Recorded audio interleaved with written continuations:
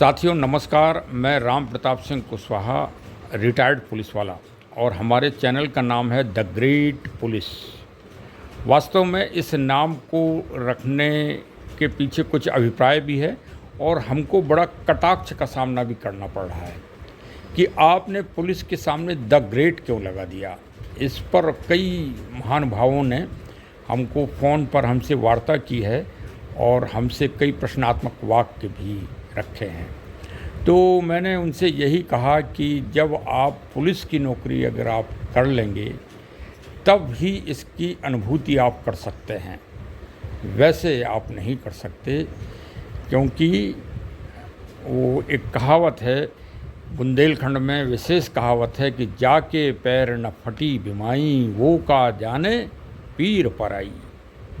तब आप समझ सकते हैं कि पुलिस किस दौर में और किस परिस्थितियों में काम करती है, और तब आपको लगेगा कि इसमें तो एक और ग्रेट लगा दिया जाए। इसलिए ये पूरी दुनिया की आप पुलिसिंग को आप देखें तो पूरी दुनिया में मानव धर्म जिसे कहते हैं, मानव धर्म है। मानव धर्म तो बट नहीं सकता कि हिंदू मुस्लिम सिख ईसाई सब में बढ़ जाए, नहीं बढ़ सकता है।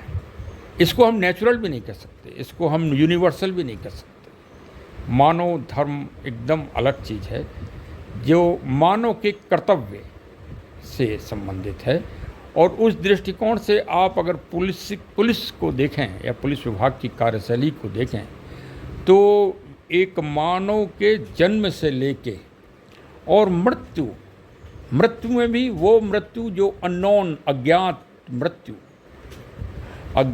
मृत्यु में कोई जो चाहे नर हो या नारी, यदि वो कहीं भी अज्ञात स्थान पे मिलती है तो ये पूरी दुनिया की जो नियमावली है उसमें जो पुलिस अधिकारी या कर्मचारी जांच के लिए जाएगा वो उस पार्थिव शरीर का उस अगर रिकॉग्नाइज हो जाता है, पहचान हो जाती है, तो उस धर्म के मुताबिक अंतिम क्रिया सरकारी नियमों के तहत करेगा। ये हमारी समझ से व्यक्ति की एक मानव की ये आखिरी सेवा है, वो एक पुलिस वाला करता है। तो निसंदेह अगर पुलिस के सामने द ग्रेट पुलिस शब्द लगा है तो उसका औचित्य है। आज की परिचर्चा बहुत ही महत्वपूर्ण है, विशेषकर एक पुलिस अधिकारी व कर्मचारी के लिए और जो भावी पुलिस में आना चाहते हैं उन सब के लिए। क्योंकि अब नाम ही मेरा रिटायर्ड पुलिस वाला है, राम प्रताप सिंह। मैं पुलिस सर्विस में रहा हूँ, 36 साल मैंने नौकरी की है और एक मैं सब इंस्पेक्टर के रूप में भर्ती हुआ हूँ, ये मेरा परिचय है। और लगातार 36 साल कोई दिन ऐसा नहीं गया जिस दिन इन्वेस्टिगेशन ना की हो, प्रत्यक्ष और अप्रत्यक्ष रूप में।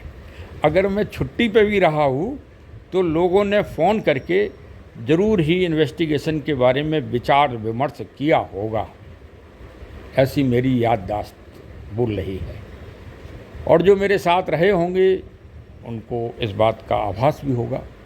खैर, ज़्यादा अपनी बड़ाई नहीं करना चाहिए, ये रामचरितमानस और शास्त्र भी कहते हैं, तो वो तो अलग बात हो गई। लेकिन फिर भी आज हम जो हमारा अनुभव है, क्योंकि 36 साल की सर्विस में बहुत सारी हत्याओं के प्रत्यक्ष और अप्रत्यक्ष रूप में या पुलिस विभाग में रहने के कारण घटनाओं के विषय में विश्लेषण करना, जानकारी करना, विमोचन करना, ये आपस में बात करना, अधिकारियों से बात करना, ये सब एक विषय तो रहे ही हैं।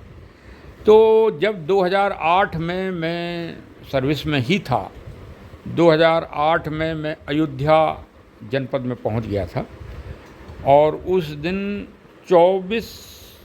16 मई 2008 को एक चर्चित समाचार प्रकाश में आया था, जो कि नोएडा गौतम बुद्ध नगर जो दिल्ली से पड़ता है, नज़दीक पड़ता है, वहाँ का समाचार था।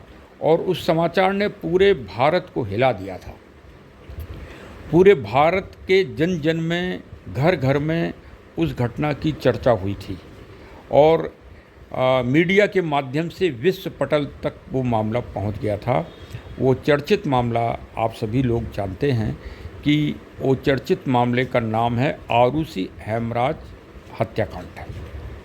वास्तव में बहुत सारी मर्डर की इन्वेस्टिगेशंस की सुनी, लेकिन ये वास्तव में रहस्यमय होती गई। अपने आप मालूम नहीं ऐसा क्यों हुआ। ये भी एक बहुत गंभीर विषय है, संवेदनशील विषय है कि इतनी महत्वपूर्ण घटना अपराध की दृष्टि से, और उसमें ऐसे क्यों स्टेप बाय स्टेप ऐसे बिंदु आते रहे कि ये विवेचना विवादित होती चली गई, मिस्ट्रीज रहस्यमय होती चली गई, और आज भी ये घटना अनिर्णित है और आज भी विचाराधीन है। आज की तारीख 24 मई को इस प्रसंग को मैंने इसलिए उठाया कि जिस बच्ची की निर्मम हत्या हुई, जिस बेटी की निर्मम हत्या हुई आरूसी तलवार की, उसका आज जन्मदिवस है। हाँ, जन्मदिवस की दृष्टि से देखा जाए तो आज थोड़ा ऐतिहासिक समीक्षा भी कर लें। आज विश्व के जिनको हम विक्टोरिया फर्स्ट कहते हैं, आज उनका भी जन्मदिन है। 24 मई 1819 को इसी दिन उनका हुआ था। और एक और प्रतिभा संपन्न महिला हैं बछेंद्री पाल जी, उनका जन्म भी 1954 को हुआ था। तो वास्तव में 24 मई को राष्ट्रमंडल खेल भी क्वीन विक्टोरिया के जन्म दिवस के ऊपर में आयोजित किए जाते हैं उनकी याद में। तो मैंने कहा कि ये तो सब उज्ज्वल पक्ष हो गया, प्रकाश का पक्ष हो गया। प्रकाश दिवस अभी कुछ दिन पहले संयुक्त राष्ट्र संघ ने जो घोषित किया है वो मनाया गया था 16 तारीख को, जिस दिन ये घटना घटी थी उस दिन प्रकाश दिवस था। और आज ये 24 मई है और 24 मई को आरूसी का जन्मदिन है, तो क्यों ना अंधकार दिवस मना लिया जाए।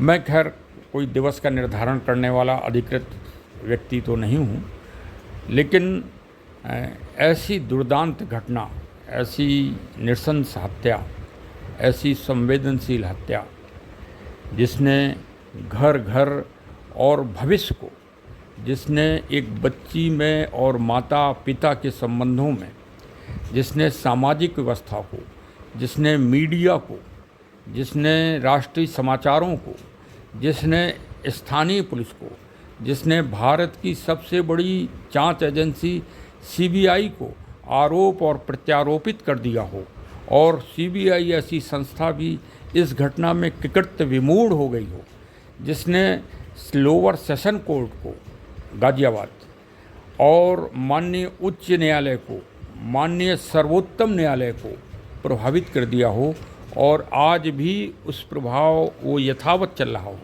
ऐसी घटना जिसने भारत और नेपाल के राष्ट्रों के जन जन को प्रभावित कर दिया हो। ऐसी घटना जिसने मेडिकल अधिकारियों को प्रभावित कर दिया हो। ऐसी घटना जिसने डीएनए के विशेषज्ञों को प्रभावित किया हो।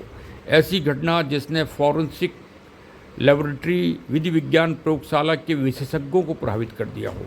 ऐसी घटना जिसने चीत्कार कर दी हो। ऐसी घटना जिसने चीख मचा दी हो।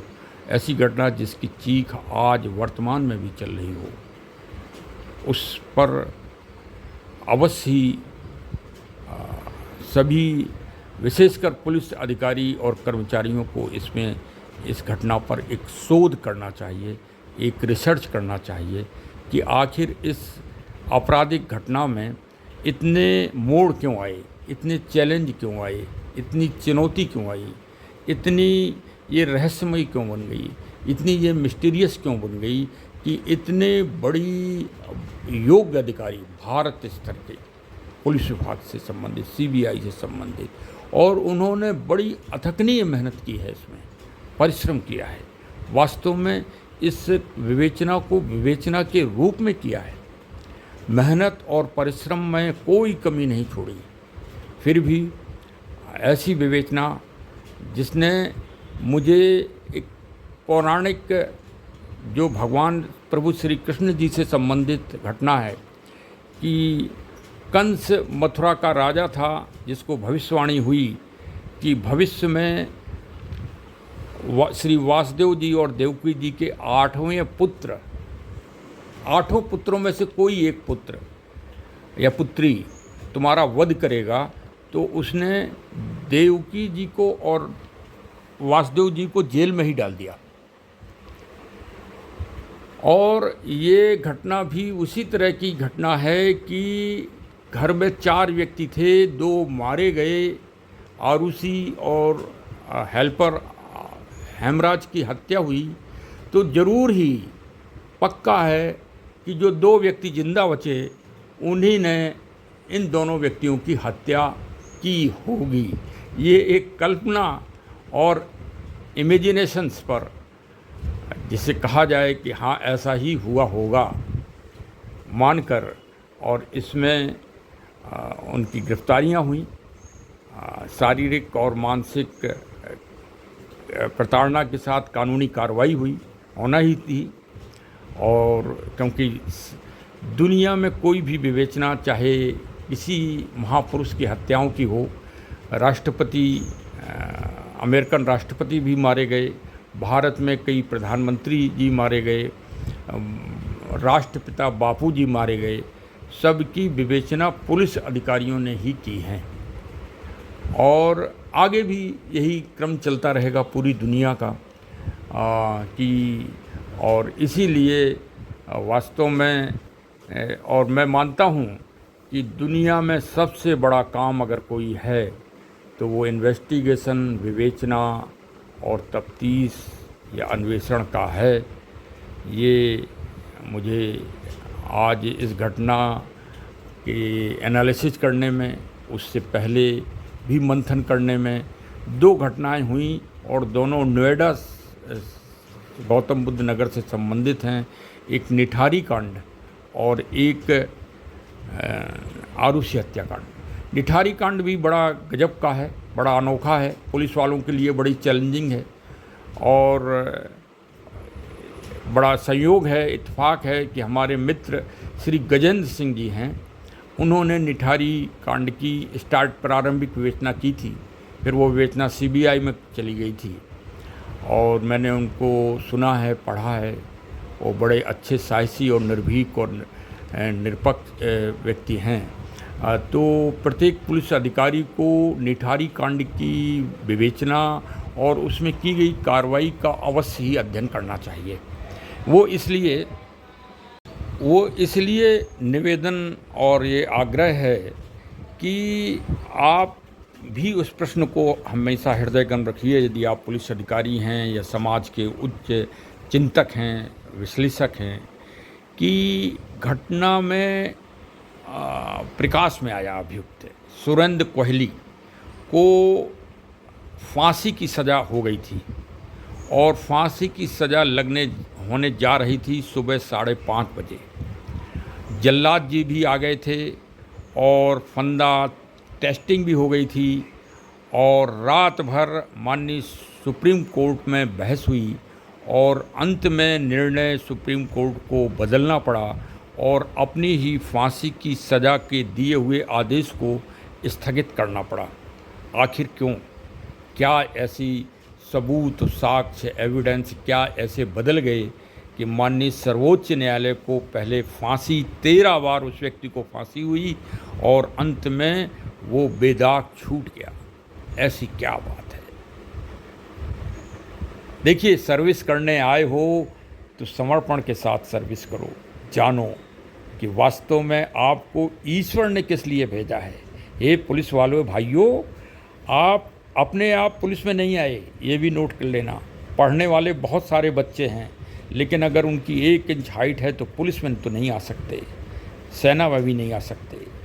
अगर 1 सेंटीमीटर मिलीमीटर भी सीना कमज़ोर है या आप फुला नहीं पाए तो भी आप पुलिस विभाग में नहीं आ सकते। आपको कलर विजन है, आपको फुट एंगल है तो भी आप नहीं आ सकते। शारीरिक शरीर तो ईश्वर बनाता है, तो आप ईश्वर के सीधे इस कार्य के लिए भेजे गए हो, प्रबंधन के लिए। हो सकता है मेरी ये आध्यात्मिक रूढ़वादिता हो, लेकिन मैं इसमें तो चैलेंज के साथ अपनी बात कह रहा हूँ कि हमारे ही साथ के कुछ बच्चे जो हमसे भी बहुत अच्छे थे, हम तो उनके सामने कुछ नहीं थे, और वो साथ में पास हुए, रिटन में पास हुए, सब में पास हुए, लेकिन मेडिकल में अनफिट हो गए। तब से मुझे ये विश्वास हो गया कि पुलिस वाला तो ईश्वर बनाता है। हाँ, तो जब ईश्वर बनाता है तो ईश्वर ही तो आपसे इन्वेस्टिगेशन करवा रहा है। हमारे पहले गुरु थे, उन्होंने हमको एक सीख दी थी, मैं उनका नाम भी आज बता रहा हूँ। श्री राकेश प्रताप सिंह जी बुलंदशहर के रहने वाले थे। हो सकता है कि मेरी वीडियो को सुने वो। उन्होंने कहा था कि राम प्रताप जी, मर्डर की विवेचनाएं आपको भविष्य में मिलेंगी। जब मैं अंडर ट्रेनिंग था तभी उन्होंने ये भविष्यवाणी हमारे लिए की थी कि आगे चल के तुम स्टेशन अफसर बनोगे, एसओ बनोगे, इस बात को गांठ बांध लेना। मेरे गुरु ने भी कहा था कि मर्डर के मौके पे जब भी जाना, जो चीज़ जैसी हो, जैसी आपको मिले वैसी ही लिखना, वैसा ही करना, वही एविडेंस है और वही साक्ष्य है और वही मर्डर की पूरी कहानी है, और मर्डर घटना स्थल से ही खुलता है। मैंने अपने गुरु के रूप में उनकी बात को हमेशा पुलिस सर्विस में जब भी मर्डर के मौके पे मैं अधिकारियों के साथ या सीधे विवेचक के रूप में गया, और मैंने उनकी बात को हमेशा ध्यान रखा। उन्होंने ये भी कहा था कि कई घटनाओं की पर आपको प्रलोभन भी मिलेगा, आपको लालच भी मिलेगा, आपको बहुत दबाव भी मिलेगा, आपको राजनीतिक दबाव मिलेगा, पुलिस के वरिष्ठ अधिकारियों का दबाव मिलेगा, बहुत बहुत दबाव मिलेगा। ये उन्होंने अपना अनुभव बताया था और ये मैंने पुलिस में भी पाया। लेकिन करना वही जो सत्य हो, और वास्तव में यही कारण है कि 36 साल की नौकरी में बहुत सारी मर्डर की घटनाएं की गिनती तो नहीं बता सकता हूं, लेकिन किसी में भी, जबकि पुलिस विभाग में फाइलें खुल जाती हैं अक्सर मर्डर के मामलों में, लेकिन कभी कोई ना प्रार्थना पत्र पड़ा और ना ही कभी कोई जांच हुई। और कई मुकदमों में सजाएं भी हो गई, फांसी की सजाएं भी हो गई, आजीवन कारावास भी हो गए। वास्तव में भारत में एक ही धारा ऐसी है जिसमें व्यक्ति को मारने की न्यायिक अधिकार प्राप्त है।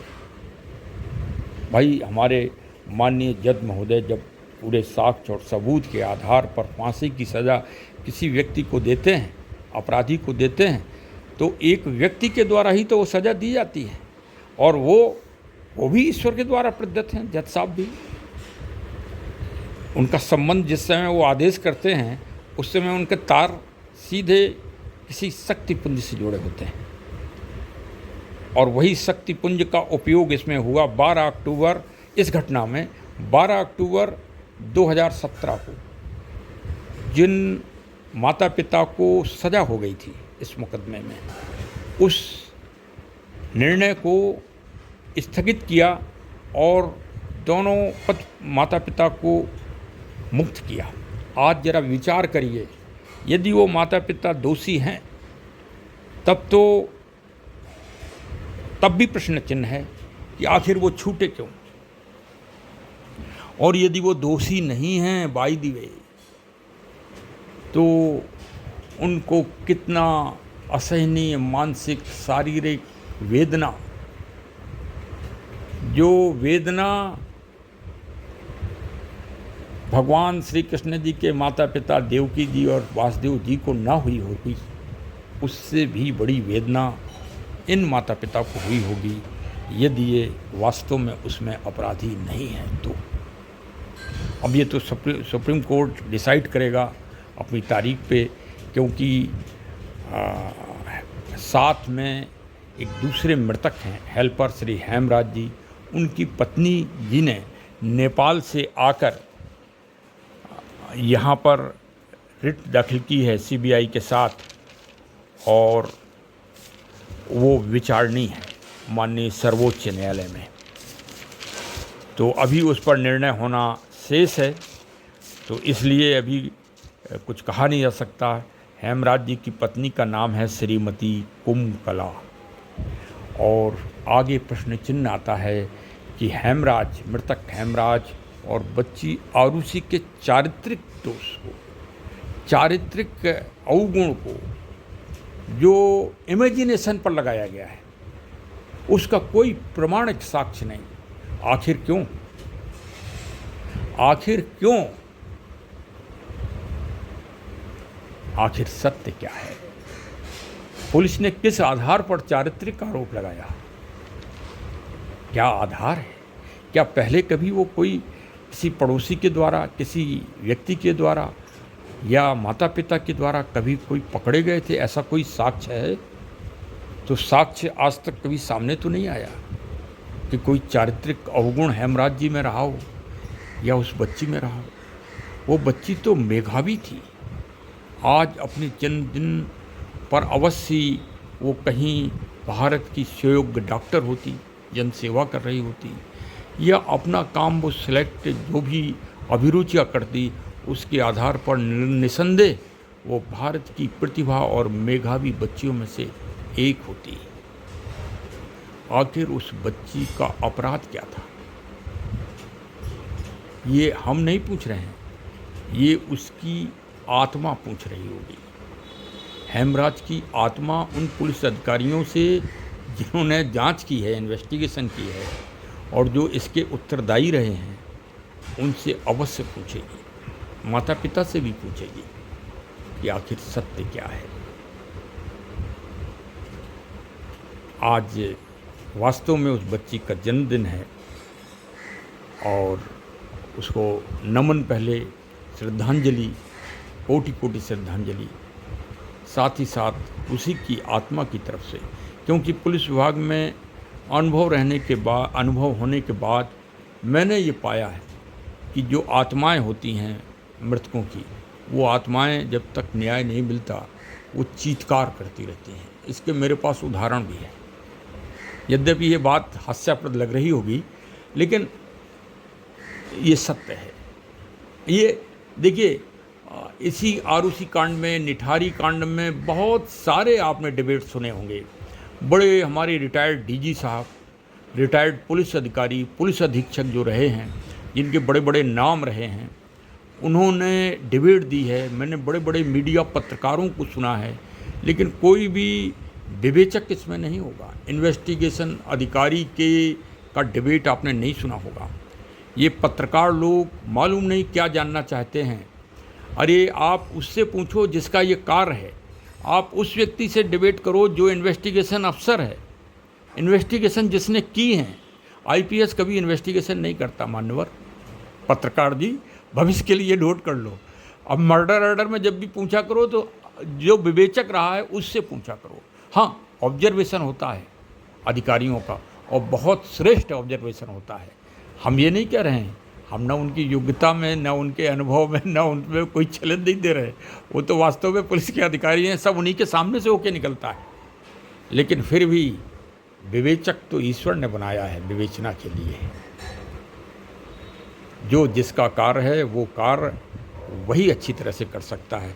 कपड़ा तो सुई धागे से मैं भी सिल सकता हूँ, लेकिन जो वास्तव में कपड़े के सिलने वाले हैं वो जितना अच्छा सिल सकते हैं उतना अच्छा मैं तो नहीं सिल सकता। तो वही सत्य है। जो जिसका कार्य है, ईश्वर ने बांटे हैं सबके कार्य कि तुम इस मृत्युलोक में जाओगे, तुमको यही काम करना है। अब डॉक्टर साहब का पंचायतनामा करना काम है, लेकिन कोई भी डॉक्टर कभी भी किसी मृतक के शरीर में हाथ ही नहीं लगाता। और इस मामले में भी स्पष्ट हुआ है। डॉक्टर साहब के 5 बार बयान हुए और 5 बार उन्होंने बयान अलग अलग दिए हैं। दोनों पोस्टमार्टम करता ने, चाहे आरुषि का हो और चाहे हेमराज का हो।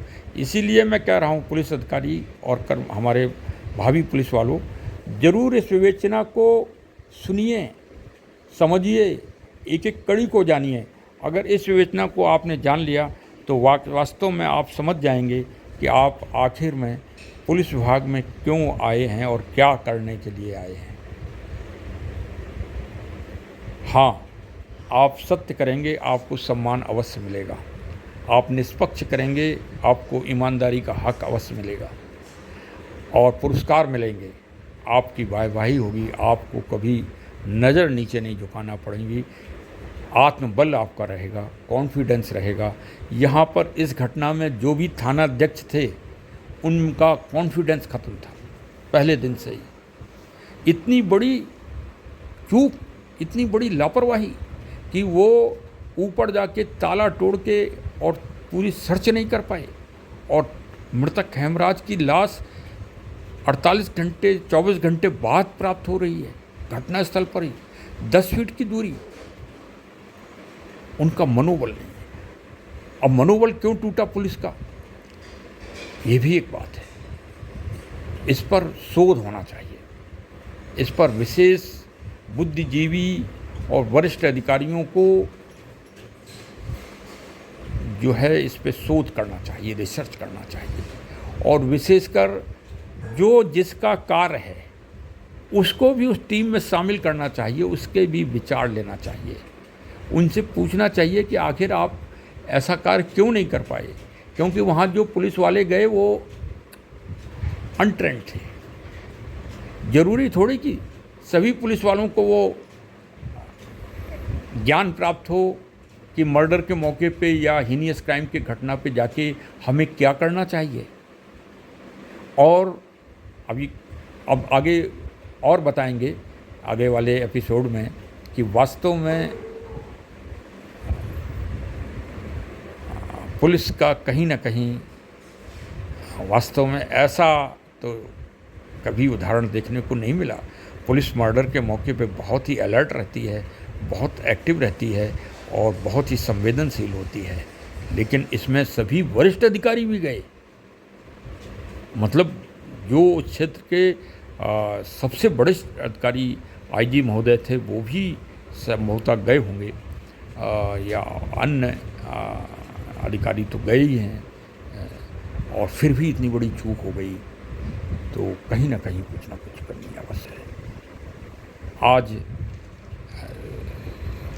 24 मई वास्तव में ये पुलिस के ऐतिहासिक घटनाक्रम जो घटनाओं में हैं उसमें ये अवश्य ही एक प्रश्न चिन्ह के रूप में है।